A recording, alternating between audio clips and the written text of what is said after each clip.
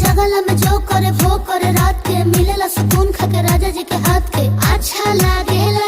कमर ककरी से भइल काटा हराबा हो गलिया लागेला जान टमा डराबा हो गलिया लागेला जान टमा डराबा हो।